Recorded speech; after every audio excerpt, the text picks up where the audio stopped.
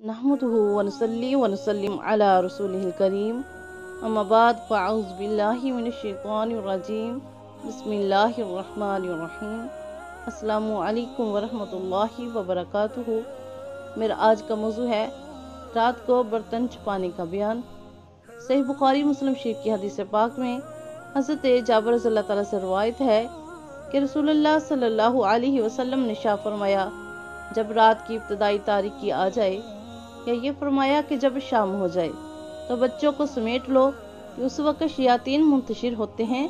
फिर जब एक घड़ी रात चली जाए अब उन्हें छोड़ दो और बिस्मिल्लाह कहकर दरवाजे बंद कर लो कि इस तरह जब दरवाज़ा बंद किया जाए तो शैतान नहीं खोल सकता। और बिस्मिल्लाह कहकर मुश्कों के दहाने बांधो और बिस्मिल्लाह पढ़कर बर्तनों को ढांक दो।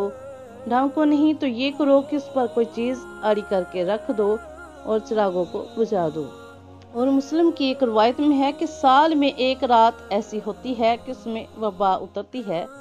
जो बर्तन छुपा हुआ नहीं या मुश्क का धाना या मुश्क का मुंह बांधा हुआ नहीं है, अगर वहां से वबा गुजरती है तो उसमें उतर जाती है। सवाल है कि क्या रात को गंदे बर्तन न धोने से क्या घर में बलाएं नाज़िल होती हैं?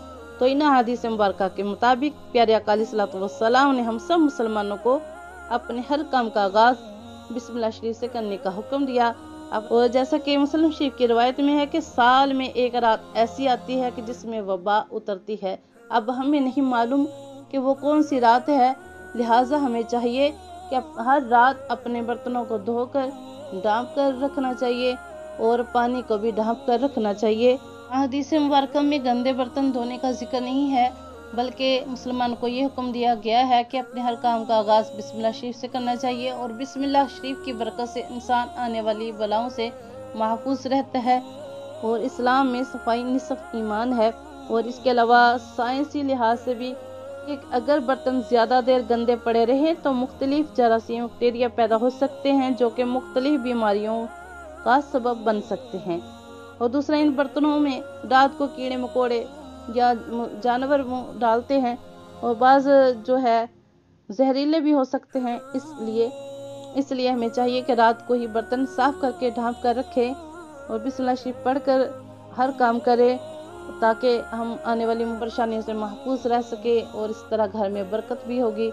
और अल्लाह रब्बुल इज़्ज़त से दुआ है कि अल्लाह ताला हम सब को प्यारे आका अलैहिस्सलातु वस्सलाम के फरमान के मुताबिक अपनी ज़िंदगी के तमाम रोज़मर्रा के कामों में सुन्नतों को अपनाने की तौफीक अता फरमाए। अल्लाह ताला हम सब को सुन्नतों को अपनाने वाला बनाए। आमीन सुम्मा आमीन। जज़ाकल्लाहु खैर।